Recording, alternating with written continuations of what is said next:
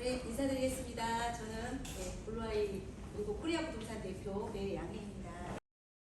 그러면 이제부터 이제 본격적으로 정책을 한번 보면 아까 제가 말씀드렸잖아요. 중국은 무조건 정책입니다. 시장이 정책을 이길 수가 없어요. 시장이 어떻다고 하더라도 정책을 한번 또 내면은 또 바뀌어요. 근데 우리 코로나 직전에는 저희가 강의를 할 때 항상 이렇게 했습니다. 정책을 이기는 시장은 없다. 이렇게 항상 강의를 했습니다. 근데 지금은 정책을 이기지 못하는 시장이 있던가 없던가 이건 지금 물음표입니다. 아직까지는. 왜냐하면 결론을 얘기하면 약방이 먹히지 않고 있습니다. 이 그래프 한번 보실래요? 이게 글씨가 이렇게 세로로 되어 있어서 안 보이시는데 이게 2000년도예요. 이때부터 시작해서 구매를 할 수가 있었어요. 실제적으로 그 전에는 구매가 안 됐습니다. 2000년도부터 지금 현재 2024년 5월까지의 집 가격, 주택 가격을 쭉 올린 거예요. 그럼 여기서 2,000원, 3,000원이었었어요. 2,000위안, 3,000위안. 근데 최고가를 제가 이렇게 올라가 보니까 평균 가격입니다. 이거는 6만 위안이 평균가예요. 그럼 몇 배 오른 겁니까? 네? 30배가 오른 거죠. 가격이 30배가 오른 상태, 최고가로 했을 때 30배. 그러면 우리가 보통은 한 배 오르면 100% 올랐다고 그러죠. 그럼 30배 오르면 얼마 올랐어요? 3000%예요. 이런 나라가 없습니다, 여러분. 여러분들이 다른 나라에 가서 중국 여러분 투자 많이 하시잖아요. 동남아도 많이 가시고. 근데 지금 동남아를 주름 잡는 분들이 누구시냐? 상하이에서 이렇게 해보신 분들이 주름 잡고 계십니다. 전 그래서 더 자랑스러워요. 여기 계셨던 분들이 투자를 해보셨기 때문에 선진적으로 먼저 다른 나라에 동남아, 베트남, 캄보디아, 말레이시아, 싱가포르 뭐 다 가셔서 투자하시거든요. 그러니까 여기서 얻었던 자신감으로 하십니다. 근데 투자 수익률이 이렇게 높지 않아요. 3000% 안 나옵니다. 왜냐하면 이게 각 나라마다 성향이 틀리고 저는 100년에 한 번 있을까 말까 한 기회에 탔다고 생각을 합니다. 그래서 이건 뭐 이유를 분석할 필요도 없어요. 그냥 하늘이 주신 선물이다라고 밖에 사실은 말할 수가 없습니다. 근데 2008년을 기준으로 해가지고 가격을 비교한 걸 보니까 여기 딱 잘랐거든요. 2008년 기준으로 해서 높은 가격 계산하니까 한 4배 정도 올랐더라고요. 그러니까 이게 초창기에는 가격대가 막 오르다가 이제 나중에는 이제 오르는 속도들이 조금 줄어든 것 같긴 하더라고요. 근데 지금 현재는 가격 떨어졌어요. 아까 얼마나 그러셨어요? 46,000원. 네, 이제 그거는 외우셔서 가시면 되겠습니다. 자, 그러면 이거는 이제 가장 최근에 4년 동안에 정책이 그럼 어떻게 됐냐. 근데 이거를 사실 그림으로 예쁘게 그려야 되는데 너무 글씨로 써서 눈에 안 들어올 것 같습니다. 그러나 그냥 색깔로만 표시해주면 빨간 거는 규제를 한 거고요. 규제. 그리고 까만 색깔은 완화를 한 겁니다. 그러면 어떤 색깔이 더 많아요?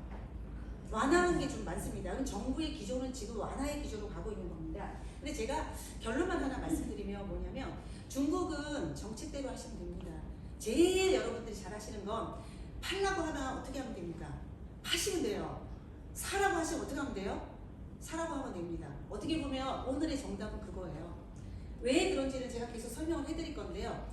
사람들의 심리가 근데 안 따라가는 거잖아요. 지금은 기조가 지금 계속 사라고 하잖아요. 막 사라. 지금 금리 인하 엄청나게 많이 해줬거든요. 사라고 하는데 안 사요. 그리고는 나중에 사시잖아요. 근데 제가 여태까지 본 23년 동안의 부동산을 하면서 본 중국은 사라고 했을 때 사고 팔라고 했을 때 팔았을 때 손해 본 사람은 아무도 없어요. 그때 사셨던 분들이 제일 집 돈을 많이 벌으셨어요. 예를 들어 2008년도 서브프라임 사건 이후에 뭐 리만 브라더스 사태 일어나고 막 그랬잖아요. 그래서 많은 분들이 집 다 팔고 갔어요. 현실적으로는 당연히 그래야 되잖아요. 근데 그때 중국에서 4조 위안을 풀었습니다. 그래서 돈이 너무 많았는 거예요. 그래서 사라고 한 거예요. 부동산 사라 했어요. 근데 한국 분들은 다 팔았어요. 왜냐면 이제 중국은 망할 거니까. 한국 분들 다 팔았거든요. 근데 그게 아니라 어떻게 될게요? 그때 집 사셨던 분들이 지금까지 중에서 수익률이 제일 높습니다. 진짜. 지금 여러분들 혹시 이런 정책이나 이런 게 심리적으로 불편하시다 그래도 저는 이게 가장 밑바닥은 아니라고도 생각할 수 있을 것 같아요. 지금. 근데 그래도 손해나는 그런 시기는 아닌 것 같습니다. 그래서 이렇게 금리 인하도 엄청나게 많이 됐고요. 지금 재고량이 정말 문제입니다. 저기 이렇게 보셨다시피. 근데 제가 이거를 이렇게 보다 보니까 여러 가지도 생각이 들는데 지금 이제 상황이 이랬습니다. 이게 이제 판매 가격이거든요. 매도 가격인데 그 평균 가격이에요. 그냥 올라갔다 내려갔다 올라갔다 내려갔다 하다가 이거는 사실 의미가 없어요. 제가 이게 도대체 왜 이 데이터가 나왔나 했더니 요때 비싼 집이 잠깐 팔렸는데 며칠 안 팔렸는 거예요. 그러니까 평균 금액을 받을 수가 없어서 제가 보니까 이건 위에는 없다고 봐요. 왜냐면 봉쇄 때문에 거래된 게 별로 없어. 한두 채가 거래된 게 비싼 게 있었는 거예요. 그게 평균 가격은 아니잖아요. 그죠? 걔는 그냥 없다고 생각하고 얘하고 이렇게 연결해야 되는데 이때가 우리가 그 3월, 4월부터 시작해가지고 봉쇄됐잖아요. 상해가. 봉쇄돼서 가격이 뚝 떨어졌다가 갑자기 6월 돼가지고 쭉 올라갔어요. 이게 왜 올라갔냐면 사람들이 저걸 하다 보니까 봉쇄 당하다 보니까 집이 후진 집에 있다 보니까 내가 혼자 있고 하다가 아마 봉쇄가 또 되면 내가 나한테 큰 문제가 생기겠다. 그래서 나는 내가 이런 문제도 해결할 수 있는 집을 사야 되겠다 해가지고 그때 집을 엄청나게 많이 샀습니다.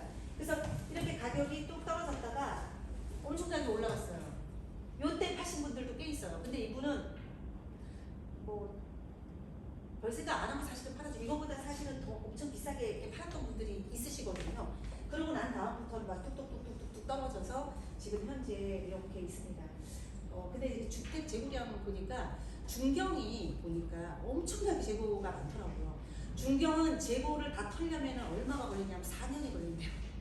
근데 어제인가 또 저희 남편이 뭐 하다가 왜 중경이 집값이 2012년 금액하고 똑같아 그러더라고요. 2012년하고 똑같다고. 그게 아마 이제 공급량이 너무 많아서 해결이 안 돼서 그런가 봐요. 그래서 그리고 상해 같은 경우는 재고량 이거를 이제 재고를 터는데 걸리는 시간 이거는 상해는 좀 괜찮더라고요. 한 13개월, 10개월에서 13개월 정도 걸리고 아주 그냥 문제 있는 도시들이 굉장히 많더라고요. 근데 보니까 상선 도시 쪽이 굉장히 이게 위험 수위에 있더라고요. 재고가. 그럼 이제 정책 지금 5월 27일 날 파격적인 정책이 나왔잖아요. 무슨 정책이 나왔냐면 중국은 집 사기가 참 어려워요. 네. 돈이 있어도 자격 조건을 너무 상해는 아까 호구 제도를 넣으면서 장애물을 자꾸 만드는데 예전에는 상해에서 요것만 볼게요. 상해 호구 있는 사람 말고 그 외지인들 우리 외국인 말고요. 외지인들만 보면은 원래는 이제 보험을 5년 동안 내고 결혼을 해야만 집을 살 수가 있었거든요. 결혼을 안 하면 집을 못 사요.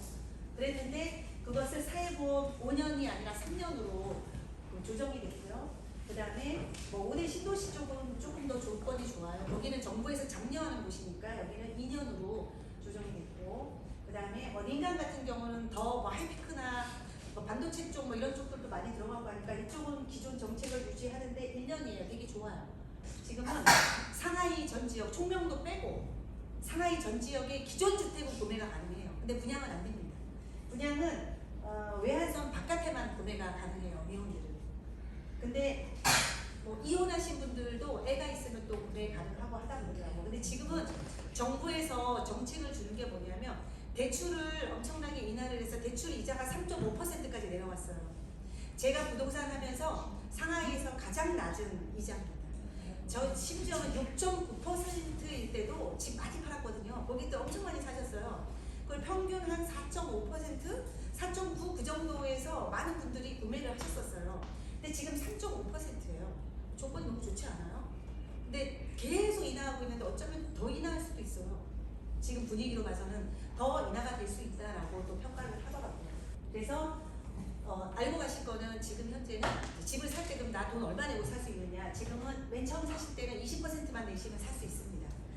사실은 이 정도로 옛날에 살 수 있었으면 고객도 엄청 많이 샀을 거예요. 근데 지금은 심리적으로 사지 말아야 되겠다 이 생각을 하고 더 떨어질 거야 하니까 안 사시지만 우리 예전에 다운체어 하거나 할 때 20%가 그러면 살 사람 줄 서 있었고 그때는 이자도 4.9 막 이랬거든요. 4.95.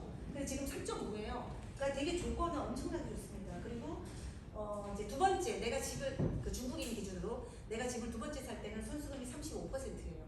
예전에는 뭐 50%인 적도 있었고 80%인 적도 있었는데 지금은 35%니까 부담이 적습니다. 그래서 사라는 거예요.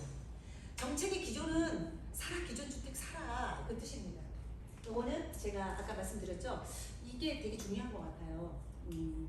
뭐냐면 뭐든지 집값이 올라갈지 안 올라갈지 이게 가장 첫 번째 기준이 뭐냐면 땅을 사는 이 경매부터 시작을 해서 여기서부터 이 단추를 맺어야 가격이 올라갈 수가 있거든요.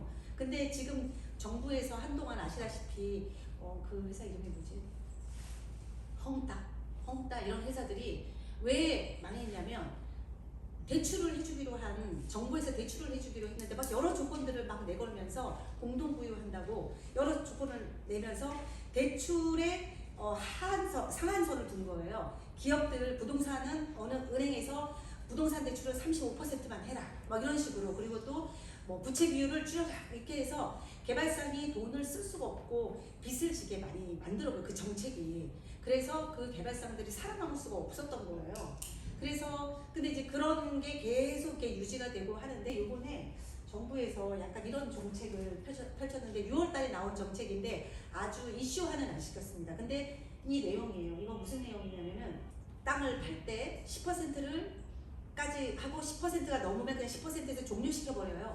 경매가. 만약 10%까지 안 올라가면은 그냥 그래도 그 금액을 그냥 팔아버리는데 이제는 그 제도를 아예 없앴어요. 할증률을 없앴어요.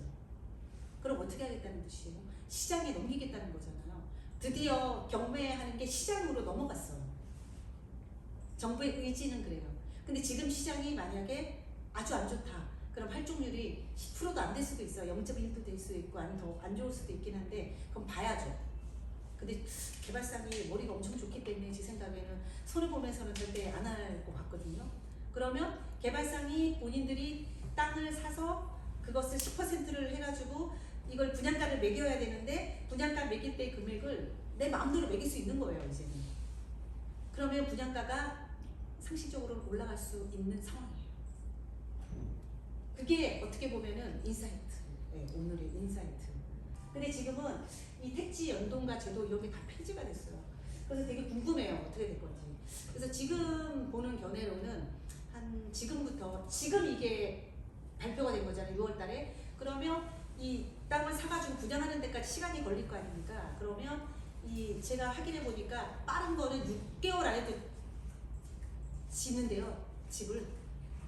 그러면 6개월 이내에 뭔가 움직임이 분명히 있을 것 같다. 근데 가격을 올리기 위해서는 분양가가 올라야 이 기준주택도 오를 수 있다. 근데 그 중에 맨 앞단이 이렇게 토지 경매 쪽이 좀 길을 열었다. 드디어 경매 이 땅에 대한 시장이 시장으로 넘어갔다. 정책이 아니라 그것을 여러분께 비밀리 전해드립니다. 다음에 더 연구해서 다음에 여러분들이 궁금한 것들로 또 다시 찾아뵙도록 하겠습니다. 감사합니다.